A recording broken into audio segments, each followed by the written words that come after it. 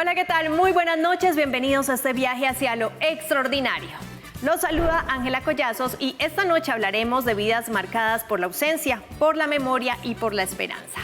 De un padre y un hijo que entre lágrimas y señales aprenden a vivir con la ausencia de la mujer que fue su hogar. De salas de museo que guardan no solo objetos, sino pedazos de historia, de identidad y de país. Y de comunidades que luchan cada día contra el hambre, demostrando que alimentar el cuerpo también es alimentar la dignidad.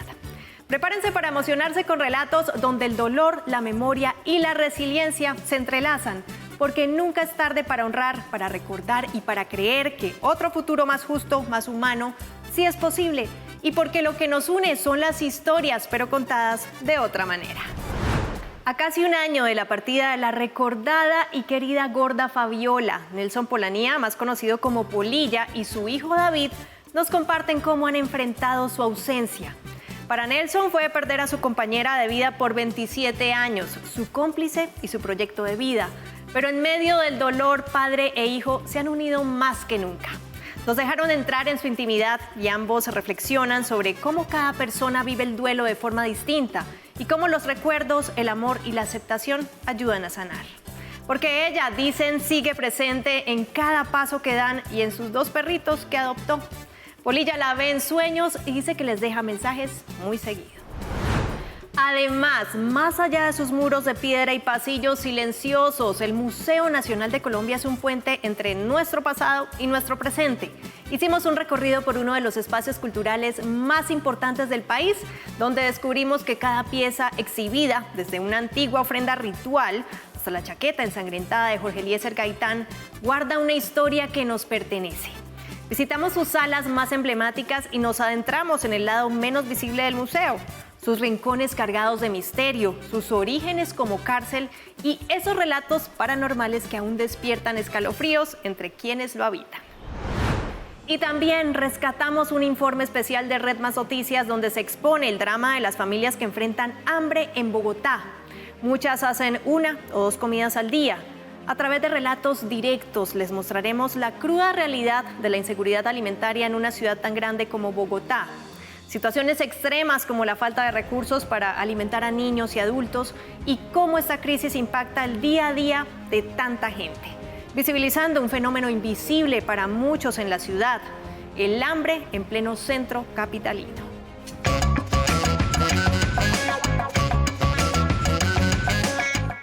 Empezamos. Dicen que el amor verdadero no termina con la muerte y esta historia lo confirma.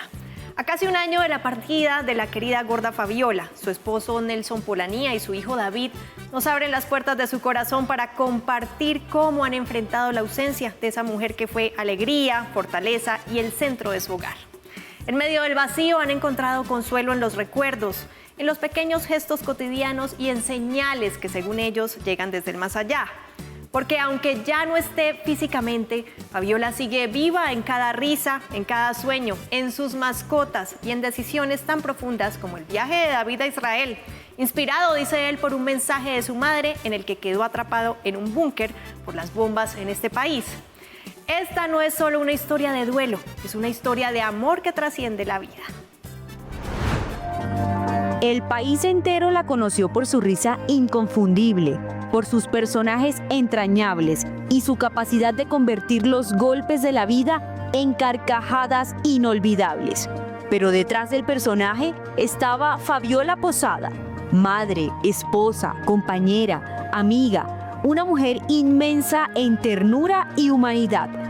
Hoy, a casi un año de su partida, su ausencia se siente como un eco profundo en quienes más la amaron. De las cosas que agradezco es a todas las personas que con mi esposita le tienen esa veneración, la recuerdan de una forma muy linda.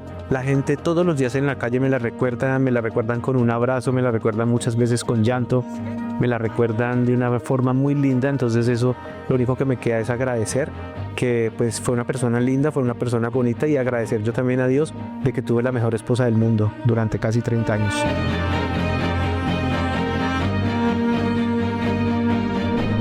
Nelson Polanía, más conocido en el mundo del entretenimiento como Polilla, hoy nos cuenta cómo ha sido su vida sin su más grande amor, su gordita, como cariñosamente la llamaba.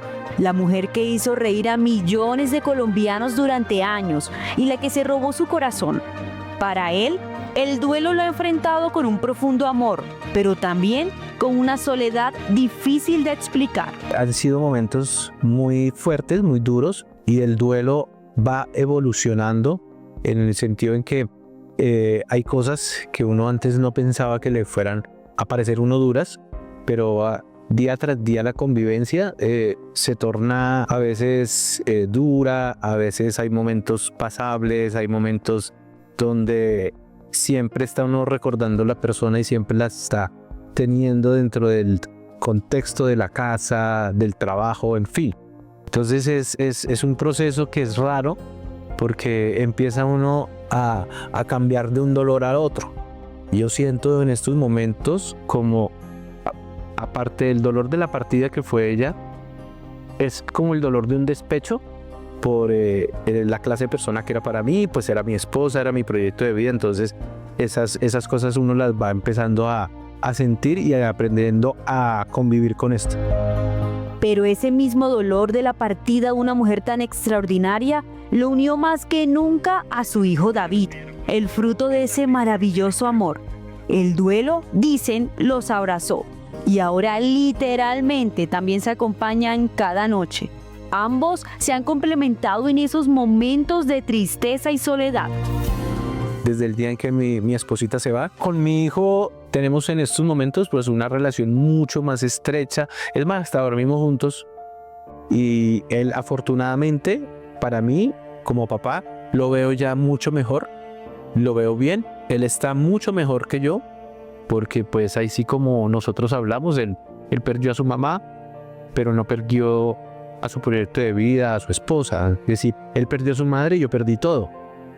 Entonces, pues para mí ha sido mucho más difícil acostumbrarme a estar sin ella, pero mi hijo ya me ha ayudado también mucho en este proceso y estamos muy compenetrados. Desde el momento que pasó todo, yo no he podido dormir en mi cama, sí, y no es porque no pueda dormir, porque, sabes, yo soy como un Pedro Picapiedra, yo caigo profundo en donde sea, o sea, yo caigo así, pa.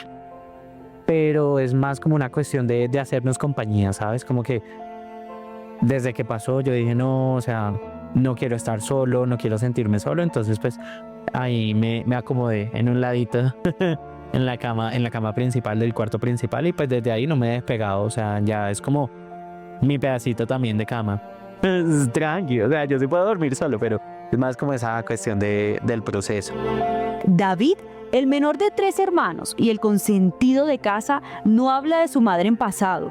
Para él, la gorda Fabiola sigue siendo su todo, su ejemplo, su fuerza y su orgullo. Pero más allá de las risas que hizo estallar en los hogares colombianos, Fabiola dejó un legado mucho más profundo y fue el del amor propio. En un mundo lleno de estereotipos y exigencias impuestas por la sociedad, ella se mostró siempre tal cual era, una mujer auténtica, orgullosa de sus curvas, segura de sí misma. Y desde ese lugar de verdad, inspiró a miles de mujeres a mirarse al espejo con ternura y aceptarse con valentía. Ese, dice David, es el legado más poderoso que su madre sembró. Hoy, tras varios meses de su deceso, de su fallecimiento, la recuerdo con mucho amor, la recuerdo con mucho cariño y sobre todo viendo el legado que ha dejado en generaciones de colombianos. Es algo muy bonito de cargar y de poder observar todo lo que ella hizo por el país, no solamente a nivel artístico, sino también a nivel social, de cambiar paradigmas, cambiar muchas formas de ver a las mujeres. Es algo muy bonito. Entonces la recuerdo como una mamá amorosa, como una humorista excepcional y como un ejemplo a seguir para muchas mujeres y muchas personas en el país.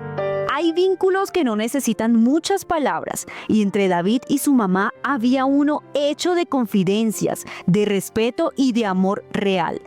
Una relación que se fortaleció mucho más cuando él decidió hablarle desde su verdad. En ese momento íntimo, ella lo acompañó sin juicios y se adentró mucho más en su mundo. Con ella desarrollamos esa sinergia como de mamá consentidora, hijo consentido, así como esa relación muy bonita y también una confianza y una confidencia muy bonita. Sí, a raíz de mi salida del closet, claro, ella dijo, no, o sea, sí o sí quiero abrazar a mi hijo y quiero entenderlo más. Entonces empezamos a hablar y empezamos a tener experiencias que la fueron adentrando más al mundo mío y eso es algo muy bonito. Entonces al final la relación, ¿cómo te la puedo definir? Te la puedo definir con mucho amor, con mucho cariño, con mucho respeto y sobre todo con mucha espiritualidad. Sí, y una relación donde mi mamá fue una maestra, un ejemplo a seguir y una mujer que llegó a inspirarme demasiado a hacer muchas cosas. Yo amo los colores tierra y poderles presentar este busito en La presencia de Fabiola no se ha ido del todo, se ha transformado. Vive en los recuerdos, en los sueños, en cada frase que dejó sembrada y en dos perritos llamados Benito y Natilla, que tienen un enorme significado para Nelson y David. Los dos perritos son dos mascoticas que fueron parte de ella. Benito fue su regalo hace 5 años y fue como, digamos, esa herencia tan linda que me dejó. Y Natilla también, ella fue el último regalo de cumpleaños que le hizo a mi hijo. Entonces los dos perritos han sido un bastión muy grande para nuestra felicidad dentro del hogar, porque son animalitos que le dan a uno mucho cariño, mucho amor, ternura, lo obligan a uno a salir, en fin. Entonces siempre la estamos recordando también a través de los perritos que se han convertido también en un apoyo muy grande moral. Recibí a tu hija.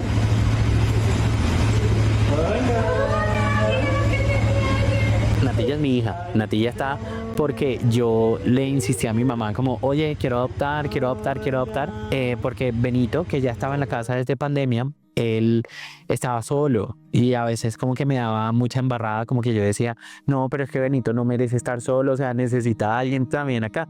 Entonces yo le estaba haciendo push a mi mamá y básicamente ella se hizo la loca y me dijo como, no la vamos a adoptar, yo no sé qué, pero por debajo de cuerda estaba haciendo los trámites y todo, y por ella está acá Natilla en nuestras vidas, y pues Natilla y Benito se llevan muy bien y han sido una compañía impresionante en estos meses posteriores a la muerte de mi mamá. Hoy Nelson escribe y en cada línea le habla a ella. El duelo se vuelve memoria y la memoria un puente para el amor. Él ha usado sus redes sociales como un libro abierto para plasmar los recuerdos que tienen en fotos con unos escritos muy personales de las vivencias de ese gran amor que tuvo con la mujer de su vida. Fueron 30 años unidos donde nunca dejaron de demostrarse el inmenso cariño que sentían el uno por el otro. Recuerdo siempre de todas las cosas desde que empezamos a vivir juntos, desde que empezamos a trabajar juntos. Entonces tengo ese recuerdo muy, muy grande en mi mente, en mi corazón, en todo lado. Y eso es lo que ya las cosas materiales ya uno pasa. O sea, ya ver el sofá, ver las cosas, todo el apartamento no pasa absolutamente nada. Ya en este momento lo que duelen muchas veces son los recuerdos. Lo que duele es el aceptar que ella ya no está. Uno ya lo acepta, eso es un proceso tenaz también de aceptar ya la partida. Pero a partir de ahí empiezan a vivirse otros momentos, otros que son puras remembranzas, que es lo que realmente empieza como a doler y es lo que realmente empieza uno a hacerle falta, ¿no? Durante esos años, Nelson Polanía no solo compartió su vida con Fabiola, también compartió escenario, viajes, aplausos y la complicidad de hacer reír juntos. Por eso volver al trabajo fue como aprender a respirar de nuevo sin aire. Sin embargo, encontró un camino para transformar el dolor en algo que lo acercara a ella de nuevo, escribir, y de ahí nació su nuevo show, un homenaje en forma de catarsis. Retomar el trabajo fue difícil porque pues yo trabajé durante 30 años con ella en todo lado. Trabajé tanto en el programa de Sábado Felices como haciendo shows, giras, obras de teatro, en fin. Entonces acostumbrarme a eso ha sido muy difícil. Todavía me cuesta mucho venir al canal, no estar con ella, las primeras parodias sin ella, en fin, fue un proceso duro. y más complicado volver a los escenarios, hacer el stand-up comedy, hacer la comedia, eso me ha costado un poco más de trabajo, pero ahí estamos tratando de salir adelante. Precisamente tengo ahorita ese proceso del show nuevo, precisamente para eso, para hacer esa transición entre mi vida que estaba con ella, lo que estoy viviendo y lo que pienso seguir más adelante. Por eso es que de ahí se llama el show Volver a Empezar, mi primer show sin ti, así se llama. Entonces es ese proceso que he estado tratando de llegar, y el humor me ha ayudado absolutamente mucho. El duelo no tiene una sola forma, no hay libretos, no hay reglas. Cada quien lo vive como puede, como el corazón le dicta, desde el silencio, desde el recuerdo, desde las lágrimas o desde la risa que regresa de a poco. Para algunos el duelo es escribir, para otros soñar. Para Nelson es aprender a vivir sin ella sin dejar de hablarle. Para David es atesorar las palabras y las miradas que lo hicieron sentir amado tal cual como es. El duelo es un proceso muy personal y que no hay un manual correcto o incorrecto para hacerlo, ¿sí? Lo único importante es que no le hagas daño a las personas que quieres y a las personas que tienes a tu alrededor. Pero el duelo es un proceso tan complejo y tan personal que varía de persona a persona, ¿sí? En mi caso, pues yo he tenido un duelo muy, muy distinto. He hecho mis apreciaciones y mis aproximaciones y mis experiencias de una manera distinta, como lo hace, por ejemplo, mi papá o mis hermanos o mi tía. Sencillamente la relación que tuve con mi mamá es una relación totalmente distinta a la que ellos tuvieron, que el proceso en sí mismo es muy distinto. Entonces, creo que lo que le podría decir a las personas es que el duelo es un proceso demasiado complejo y demasiado variopinto. Sí, no hay una manera apropiada de vivirla. El caso puntual, el mío y el de mi papá, yo a nivel personal creo que ya estoy en un lugar más tranquilo y estoy en paz conmigo mismo, con la relación que tuve con mi mamá, y entiendo muchas cosas viéndolo en retrospectiva. Sí, mi papá es de más tiempo. Los duelos depende y tienen que aprenderlos a afrontar de acuerdo, uno, a la edad, dos, al crecimiento personal que tiene cada uno frente a él, y tres, depende de la persona y la relación que hayas tenido con esa persona. Para mucha gente es más difícil el duelo de la mamá que el duelo de la pareja, que el duelo de un hermano, el duelo de un hijo. En fin, cada uno tiene una experiencia totalmente diferente, y es que aprendan a respetar el duelo de cada una de las personas. O sea, tú no puedes decir, es que a mí se me murió mi mamá, entonces estoy sintiendo lo mismo. No. O a mí se me murió un hermano. En fin, entonces es que la gente aprenda a respetar eso, y lo más importante es afrontar el duelo como viene. O sea, ir a los mismos sitios donde ibas con la persona y ver las fotografías, ver los videos, en fin, eso te va a ayudar a hacer costra y a hacer una caparazón para que duela no menos, porque el duelo nunca se quita, uno aprende a convivir con él. Entonces de esa forma es más fácil. Perder a alguien como Fabiola Posada no se supera, se transforma. Su risa hoy vive en los rincones de quienes la amaron y de un país que la rió y lloró. En una canción, en un paso de salsa que aún no se baila, en un escenario que espera su voz. Y mientras haya alguien que la recuerde con amor, la gorda Fabiola jamás se habrá ido del todo. Gracias por continuar en este viaje hacia lo extraordinario. Los museos no solo resguardan objetos, resguardan memoria e identidad. En el centro de Bogotá, el Museo Nacional de Colombia, el más antiguo del país, nos abrió sus puertas para contarnos quiénes fuimos, quiénes somos y hacia dónde vamos. Con más de 20.000 piezas que recorren la historia política, cultural y espiritual de nuestra nación, este emblemático espacio no solo muestra, sino que interpreta nuestra historia. De la mano de nuestro periodista Luciano Silva exploramos sus salas más representativas, descubriremos sus nuevas adquisiciones como novedosos tesoros sagrados y nos adentraremos en los procesos ocultos detrás de cada exposición, reviviendo así los relatos más sorprendentes, algunos incluso cargados de misterio, que hacen de este lugar mucho más que un simple museo. Un testimonio de lo que significa ser colombiano.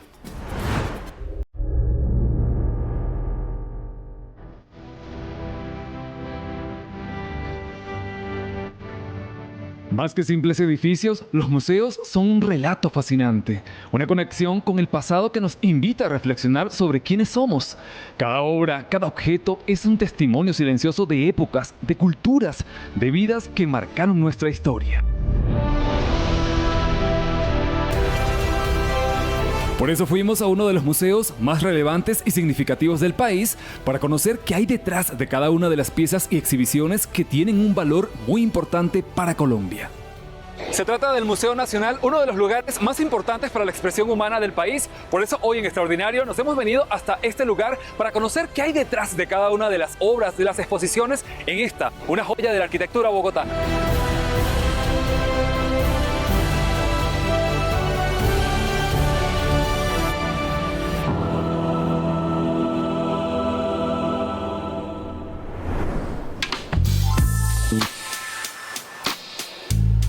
Un día en el museo suena un plan divertido, ¿verdad? Especialmente para compartir en familia o simplemente para conocer de la memoria de una región, de su cultura y de su gente. Y justo aquí, en este impactante lugar, encontramos a Juan Bernal, uno de los mediadores del Museo Nacional, para sumergirnos en la casa donde reposan los rastros de la diversa, maravillosa y compleja historia colombiana. Hola familia, bienvenidos al Museo Nacional de Colombia, el lugar para recordar quiénes somos y también hacia dónde vamos, ¿no? Entonces síganme por acá, acompáñenme. Conocen a este señor, Simón Bolívar. También tenemos aquí a Santander. Dos personajes que pensaron en esta idea loca de hacer un museo, porque ustedes vienen al museo, ¿para qué un museo, cierto? Precisamente, Juan, ¿qué es un museo? Para mí un museo es un espacio de encuentro en donde las personas pueden reflexionar sobre lo que es Colombia, en este sentido de que somos el Museo Nacional, pero cada museo pues tiene sus temáticas distintas. Ese encuentro con las memorias de nuestro pasado que dan sentido a lo que somos.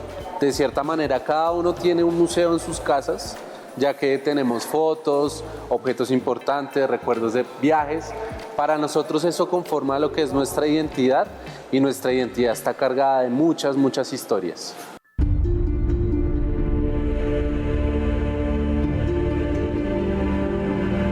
Y es que más allá de ser un espacio diseñado para mostrar la biografía humana, los museos son portales a otros tiempos, guardianes de los recuerdos colectivos y forjadores de nuevas perspectivas sobre el presente y el futuro, así como el Museo Nacional, considerado como el más antiguo y uno de los más imponentes del país. Un dato muy importante es que es de los primeros museos fundados en Sudamérica, el segundo, si no estoy mal, después de Brasil, en 1823. Es decir, tenemos casi 202 años de historia, lo cual lo hace pues un espacio muy importante. Tenemos 17 salas en donde encontramos más de 5.000 objetos, aunque hay que hacer una aclaración, todas las piezas del museo no las encontramos expuestas porque debemos cuidarlas, ¿cierto?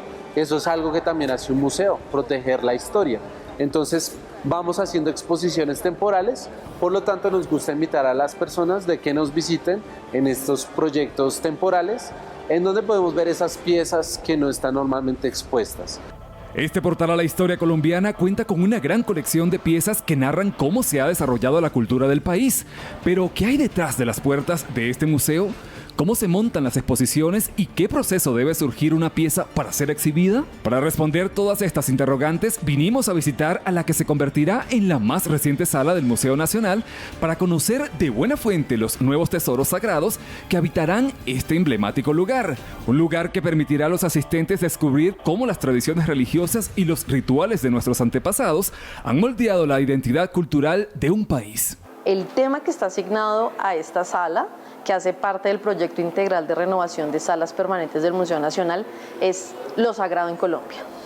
Y eso implica un reto desde la investigación, desde la puesta en escena y desde la museografía para abordar un tema que es tan complejo y que además toca unas fibras muy sensibles en la gente. Y para poder hacerlo conformamos un grupo de investigadores y académicos conformados por antropólogos e historiadores de la Facultad de Ciencias Humanas de la Universidad Nacional, el Instituto Distrital de Patrimonio Cultural, el Instituto Colombiano de Antropología e Historia, el ICANN, y por supuesto el Museo Nacional.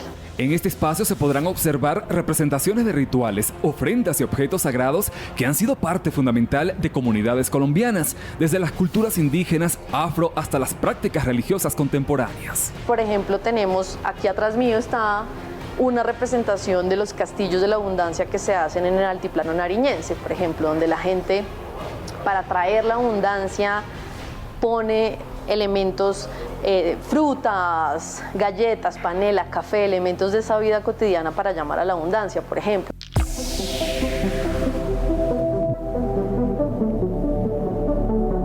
Este es un buen ejemplo de lo que intentamos hacer en muchos de los lugares en esta exposición, y es que traemos espiritualidades y prácticas de matriz africana, como esta enganga, que es un elemento que construimos con ellos para poderlo traer acá, pero también tenemos una urna cenizaria de una persona que practique el catolicismo, porque aquí estamos hablando en este espacio en particular de la importancia de los ancestros o de los muertos, y cómo es una relación constante entre la vida y la muerte, y eso hace parte de lo sagrado. Colombia es un país de fútbol donde la gente es súper apasionada y donde el fútbol es casi una religión, ¿no? Y lo mezclamos con otros elementos que llamamos en este espacio el Muro del Milagro, y son esas experiencias en torno a cómo yo pido para que se me conceda el milagrito, y eso pasa, por ejemplo, con el fútbol. Entonces, tú vas a encontrar elementos de la cultura popular y elementos disruptivos, pero que tienen que ver con ese fenómeno de lo sagrado, de las creencias, de la espiritualidad. También tenemos un fenómeno muy interesante que sucede en Ciudad Bolívar, que es el palo del ahorcado, y donde la gente va a ese lugar, hace un vía crucis a ese palo, que es un árbol, que es el árbol de la vida también. Entonces vamos a encontrar por toda la sala muchos detalles de muchos elementos que son muy interesantes. Y es que para llevar a cabo una exhibición como esta se requiere de muchos años de investigación y preparación, además de un valioso equipo de más de 50 personas que trabajan conjuntamente con 32 comunidades y colectivos para hacer de este espacio lleno de creencias sagradas una realidad. Nosotros cumplimos 5 años haciendo esta sala. Porque claro, cuando las personas llegan normalmente a un museo y se encuentran con la exhibición, no necesariamente tienen que saber todo lo que implica que ese objeto y esa pequeña ficha con esos textos estén ahí, ¿no? Entonces, lo que primero se hace es una investigación, que en una sala tan grande como esta y que toca tantos temas, pues es una investigación que tiene que ser muy profunda y rigurosa para poder traer lo mayor que sea posible, porque también tenemos un limitante de espacio. Luego hay una etapa en la que el equipo de museografía y los diseñadores cogen esas ideas que desde la curaduría planteamos y las materializan en espacios, en mobiliario, en maneras de presentar todos esos objetos. Y luego hay todo un proceso que se hace con diferentes equipos: conservación, gestión de colecciones, comunicaciones, acción educativa. Se involucran todos los equipos realmente que trabajan en el museo. Este salón de exposición, compuesta por 3 naves, invita a los visitantes a reflexionar sobre la profunda conexión entre lo sagrado y la vida cotidiana, entendiendo cómo estos elementos han contribuido a la construcción del patrimonio espiritual de Colombia. Eso sí, guardando el respeto por cada una de las costumbres y creencias. El subtítulo de la sala más bien es Mixturas y tensiones de lo sagrado en Colombia, porque este fenómeno es una mezcla de muchas cosas por las que ha atravesado la historia del país, pero además es un tema que genera tensiones. Y qué mejor espacio que el museo para poner esas cartas sobre la mesa y que sea un tema que se pueda discutir en un espacio seguro donde podamos debatir y dialogar sobre eso.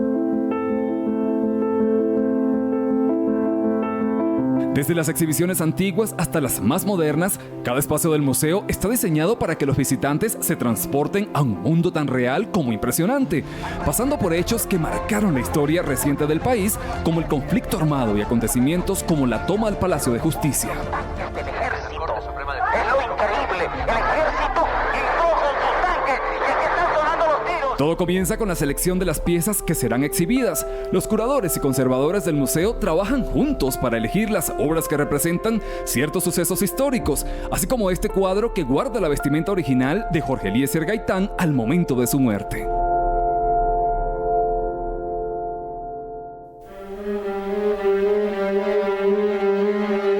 Entrar a esta sala genera escalofríos. Incluso algunos de sus trabajadores dicen que por las noches se han presentado ciertos hechos paranormales. Bueno, yo te confieso que este lugar, pues a mí me genera como cierto escalofrío. Sí, hace mucho frío. A mí, por ejemplo, cuando paso por allá siento cosas, o me da mareo, o me dan ganas de salir. Sí. Creo que este espacio está muy cargado de cosas. ¿Sí? Desde sombras inexplicables que se deslizan por los pasillos hasta cajones que se abren sin explicación y algunos murmullos que parecen provenir de las antiguas celdas, este espacio lleva consigo un aura de misterio. Aquí todo el tiempo nuestros compañeros de seguridad nos cuentan historias de que les abren cajones, sienten que los tocan, que los empujan, o que entra alguien a la sala y van a ver y ya no hay nadie. A mí, por ejemplo, un día sentí que me tocaron la maleta en los baños del museo. Y yo volteé a mirar y no había nadie. Ya uno se va acostumbrando, al principio sí me daba un poco de miedo, como, uy, tengo que trabajar allá con los fantasmas, pero los fantasmas también son visitantes y bienvenidos a ellos también. A diferencia de otros museos que fueron diseñados para exhibir piezas y obras de arte, el Museo Nacional tiene su propia historia, pues anteriormente este lugar era una cárcel, de allí su estructura única y llena de simbolismo, con sus paredes de piedras y pasillos amplios y pequeñas celdas que alguna vez albergaron a prisioneros, ahora sirven como recordatorio tangible de la historia, el arte y la cultura. Este espacio solía ser la capilla, en lo que se llamó la penitenciaría de Cundinamarca, que era el nombre de este espacio. A los presos se les reformaba a través de la fe, del estudio y del trabajo. Entonces acá, por ejemplo, encontramos la parte de la fe y en el primer piso encontramos lo que eran los talleres en donde estudiaban y hacían estos trabajos que te cuento. Ese contraste entre su origen y su función actual enriquece aún más la experiencia de visitantes nacionales y extranjeros, quienes pueden explorar no solo las exhibiciones, sino también la fascinante historia de este edificio y de lo que tiene por ofrecer. La verdad me pareció súper espectacular, es la primera vez que vengo, me pareció algo súper interesante saber un poco sobre la historia que la verdad desconocemos. Me gusta muchísimo, creo que es interesante el mix entre la historia prehispánica y la Colombia moderna, es muy interesante. Pues yo creo que es un tesoro para nosotros los colombianos, es increíble venir aquí, poder ver la historia de cómo fue creado, la historia del edificio como tal, ver las colecciones que tienen, la verdad es que es un tesoro y estoy muy feliz de compartir esto que es pues de mi cultura con mis hijos. Pero, ¿se ha preguntado cuál es el dato más curioso y un tanto perturbador de un museo? Pues también me lo he preguntado, por eso junto a Juan fuimos a descubrir una de las exhibiciones más sorprendentes de este universo extraordinario. Muchas personas creen que esto es una réplica, que es falso, sobre todo pues el hecho de poder tocarlo. Porque sabemos que es el original, que no es una réplica. Si tú te hueles la mano, vas a notar ese olor a hierro, ¿no? Sí. Y otros metales. Entonces acá tenemos la composición, principalmente hierro, pero tiene cobalto, níquel, y es algo que no se encuentra en el planeta. Es un material único, esta mezcla. Una vez seleccionadas las piezas, comienza el proceso de conservación y restauración. Los expertos trabajan para asegurarse de que las obras estén en buen estado y sean seguras para su exhibición. El proceso consiste en una conservación preventiva, es la palabra, en donde se analiza el material de la pieza y este análisis permite generar unas condiciones de preservación ideales. Acá en el museo tenemos unas bodegas específicas en las cuales se hace este proceso. Hay que tener en cuenta la temperatura, los procesos de humedad. Tengan en cuenta que estamos muy cerca aquí al cerro y pues Bogotá es una ciudad muy lluviosa. Por lo tanto, este tema de la humedad, y vamos a encontrar también en las salas esto, con los humidificadores y deshumidificadores que permiten regular estas condiciones. El Museo Nacional de Colombia, indiscutiblemente un lugar donde la historia cobra vida y el pasado se conecta con el presente. Detrás de cada exposición, de cada obra, de cada pieza, se refleja lo que somos, de dónde vinimos y para dónde vamos.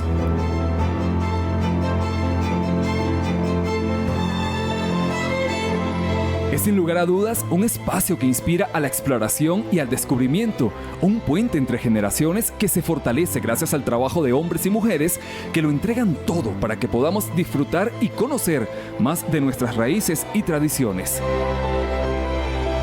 Entonces, ¿nos vemos en el museo?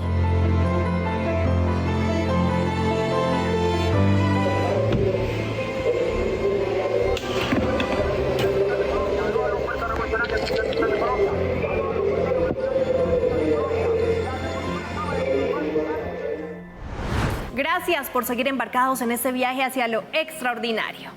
En el centro de Bogotá, entre reciclaje, abandono y calles polvorientas, habita una ciudad que duele y permanece invisible: el hambre. El eterno reportero de la calle, Fabián Forero, recorrió en su momento uno de los barrios más vulnerables de la capital, donde familias enteras, muchas encabezadas por recicladores, sobreviven con 1 o 2 comidas al día. A través de sus testimonios reflexionamos sobre cómo la inseguridad alimentaria se ha convertido en parte del paisaje cotidiano para cientos de personas que, pese a su esfuerzo, no logran garantizar ni lo más básico.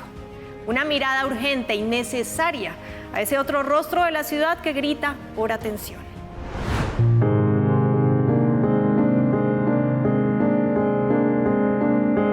El hambre tiene nomenclatura en Bogotá. Estamos en Dindalito, barrio marginal de la localidad de Kennedy, en el sur de la capital. En una de sus casas vive Bellanira Garzón, una líder social víctima de la violencia. Yo vengo desplazada del Fresno, Tolima. De allá me desplazaron con mis 7 hijos. Nos tocó venirnos, hemos sufrido mucho, debido a eso también son mis obras sociales. Hemos sufrido mucho con mis hijos y el destino ha sido muy berraco, pero ahí vamos. La vida en la gran ciudad no ha sido fácil.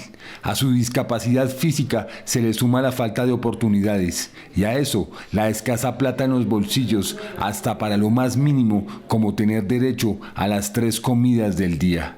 Pero ella es rebuscadora de la vida y muestra con orgullo el caldo con menudencias y el arroz, el menú de un día cualquiera. Bellanira tiene un corazón grande y sabe que en su cuadra, puertas adentro, el hambre acosa. Por ello se inventó unas ollas comunitarias que han hecho fama en el barrio. Hago sancocho, les hago sancocho de pollo, a veces cuando puedo se les hace de hueso, de lo que se pueda. Se hace sancochito, a veces se les hace chocolatada, a veces se les hace caldo con pancitos, sus galletas, desde que se pueda se les da de comer eso a la comunidad. La sopa convocatoria es sencilla, pero contiene pollo y costilla de res, 2 viandas ausentes en la mayoría de cocinas del barrio. Esas ollas comunitarias es de lo poco mucho que yo briego a pedir por ahí y voy a Bastos y Ricó para darle de comer a la gentecita. Aquí por este sector habemos demasiadas familias las cuales contamos con 1 o 2 comidas al día. Y gracias a las labores de los líderes sociales podemos tener una olla comunitaria donde ellos nos pueden brindar un plato extra de comida.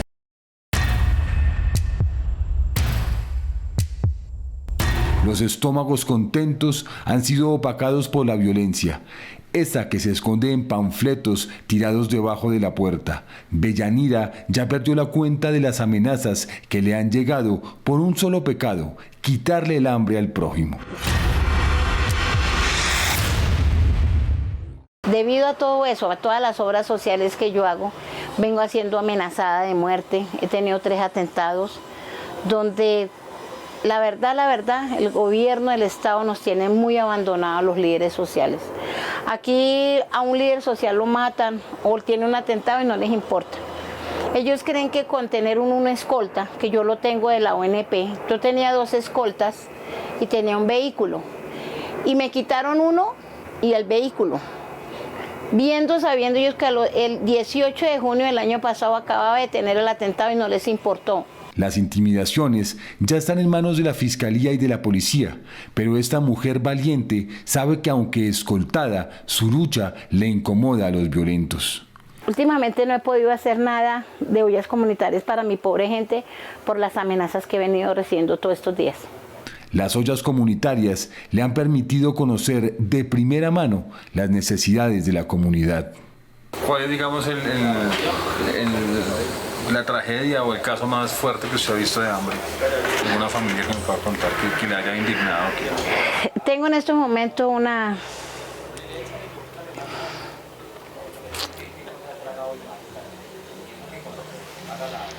familia muy triste.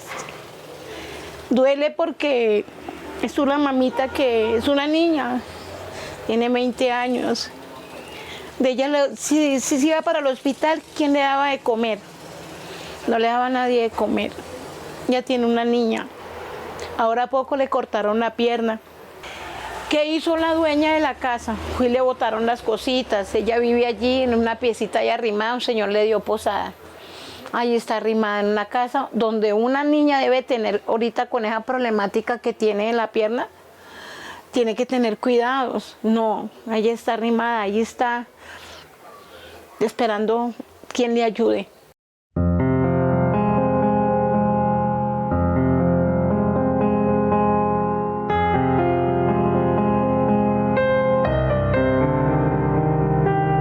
En una silla de ruedas prestada, Geraldine Dayana Prieto se gana la vida botella a botella, cartón a cartón. Su tragedia empezó hace 2 meses con la amputación de su pierna derecha.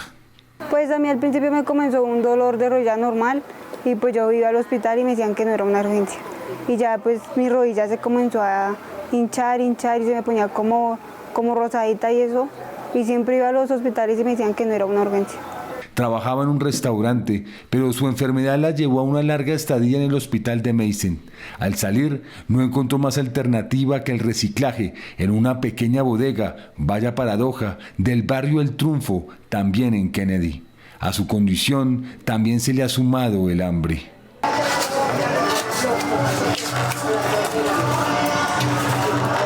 Pues la verdad, si hay para desayuno, pues no hay para el almuerzo. Y pues la comida, o sea, 2 comidas así diarias y eso. Mientras que se puede como solucionar algo más. ¿Y qué es el menú? Pues a veces arroz, o a veces un sudado de alas, así. O sopa o así. Tiene el sueño de comprarle una casita a su hija de 1 año de edad. A una persona de buen corazón que me quiera regalar una silla de ruedas, porque pues esta es prestada y me toca devolverla otra vez. Pese a todo, a la enfermedad y al hambre, Geraldine tiene claro que para atrás ni para tomar impulso. Cuando a mí yo me enteré que me tenían que amputar la pierna, pues la verdad a mí sí me pasaron malos pensamientos y todo eso, pero después me puse a pensar que fue en mí. Entonces, desde que haya vida, pues hay esperanza.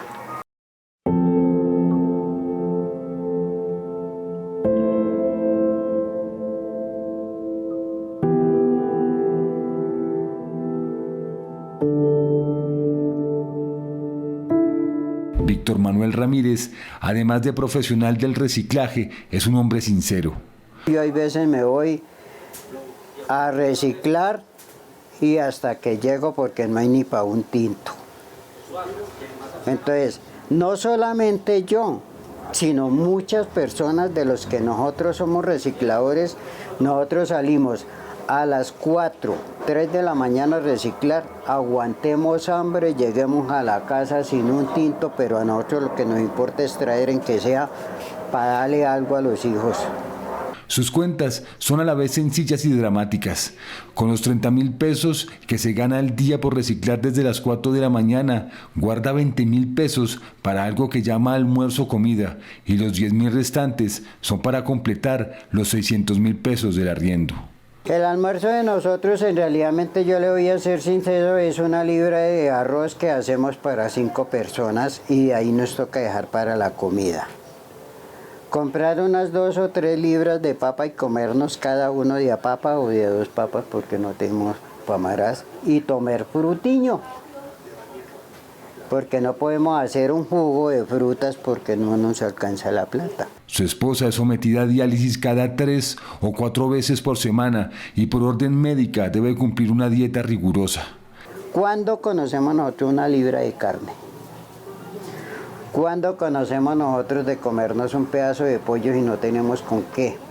Mi señora, en la situación de que ella se encuentra, ella le dan una dieta en el hospital de Kenia, que ella tiene que comer verduras, que ella tiene que comer cosas, pero como no lo hay, pues nos toca darle arroz y papas. A este reciclador, como en la canción de Diomedes Díaz, le duelen sus hijos. Yo me tomo un tinto y le doy una guapanela a mis hijos con unos panes que me dan en unas panaderías, en Cañizales y en Patio Bonito, de que yo voy a sacar basura allá y allá me dan unas torticas de las que quedan allá y me dan unos panes para traer. Que a mí me da pesar a veces llegar a la casa con esas tortas, de que hay veces sirven como hay veces de que no sirven, vienen pichas. El hambre arrecia en la ciudad. En un reciente debate en el Consejo de Bogotá se conocieron alarmantes cifras. Encuesta multipropósito habla de 437.000 personas que viven en inseguridad alimentaria severa en Bogotá. Es decir, que la plata les alcanza para alimentarse una vez y lo demás tienen que ir a buscarlo en los comedores comunitarios, recibirlo a través de las transferencias monetarias o sencillamente endeudarse para comer. La primera razón para no cumplir con los 3 golpes, como se dice coloquialmente, es la falta de dinero con el 48%, el aumento en el costo de los alimentos con el 29% y la reducción de los ingresos con el 23%. La realidad para que no tienen para comer, ¿cuál es? Pongámosle a las personas de que reciclan. Ellos si van y se reciclan 10.000, 20.000, 30.000 pesos, no les alcanza. Si tienen para arriendo, no tienen para la comida. Ellos van a las tiendas a que les fíen, pero ya la gente no está fiando porque es que les dice esto está muy caro, ya no podemos fiar. La difícil situación ha disparado los créditos en las tiendas de barrio. Usted pide al tendero que le muestre, sin que obviamente salgan los datos de las personas, del público, nada. ¿Quiénes fían? Son muchísimas personas, cuentas de 5 millones de pesos, 4 millones de pesos del día a día, del diario. El tendero hace, por supuesto, un gran esfuerzo de tener que fiarle a las personas, pero también aparece ahí otro fenómeno, que es el del agiotista, el del gota a gota. Personas que tuvieron que endeudarse para poder alimentar a su familia y no tuvieron otra opción más que ir a un gota a gota. Entonces tenemos denuncias en el Consejo de Bogotá de personas que por 200.000 pesos reciben amenazas de muerte. Los ciudadanos se las ingenian para comer, así sea 2 veces al día. Comen menos proteína, menos carne, entonces comen más atún, más huevo. ¿Sí? Esas son estrategias que utiliza la gente para poder comer bien. La alcaldía trata de atender el problema con Misión Nutrición Bogotá, un programa en el que también participa la primera dama de la ciudad, Carolina Deik, la Cámara de Comercio, el Banco de Alimentos y Corabastos. Arranca con un pionero de 4 localidades. Entonces este piloto tiene Kennedy, Bosa, Suba y Fontibón. Somos articuladores de todos los actores probables y posibles para poder generar que la gente no aguante hambre en Bogotá y que podamos tener unos chicos bien nutridos y una población con buena nutrición. Se espera que grandes empresas se sumen a la campaña que busca llevarles mercados inicialmente a las familias de 15 barrios con inseguridad alimentaria de la capital. Las ayudas se concentrarán en una bodega de Corabastos y serán recogidas y repartidas por la empresa Rappi. Ahora lo que vamos a hacer es todos esos alimentos que donan nuestros comerciantes, también colaborarle a la Cámara de Comercio, también colaborarle a la primera dama, al Distrito Capital, para empezar con una localidad que nos duele tanto como la localidad octava, nuestra localidad, la localidad de Kennedy. La meta del actual Plan de Desarrollo Distrital es que Bogotá pase de 115 a 165 comedores comunitarios con una inversión para combatir el hambre cercana a los 46.000 millones de pesos.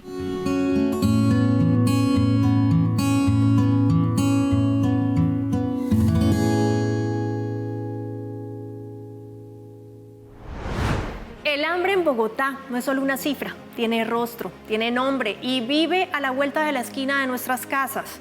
Visibilizar esta realidad es el primer paso para que deje de ser parte del paisaje y se convierta en una prioridad urgente. Y así llegamos al final de nuestro viaje hacia lo extraordinario, un recorrido por voces que trascienden la vida para entregar paz, caminos distintos pero unidos por la sensibilidad, la pasión y el deseo profundo de dejar huella. Historias que nos hablan de ausencias que se convierten en guía, de objetos que resguardan la memoria colectiva de un país y de luchas silenciosas contra el hambre que dignifican la existencia. Relatos que nos invitan a observar desde la empatía, desde la valentía de reinventarse, desde la ternura de escuchar al otro, porque aún en medio del dolor y la adversidad hay luz, hay fuerza y hay futuro. Y porque aquí lo que nos une son las historias, pero contadas de otra manera. Hasta pronto.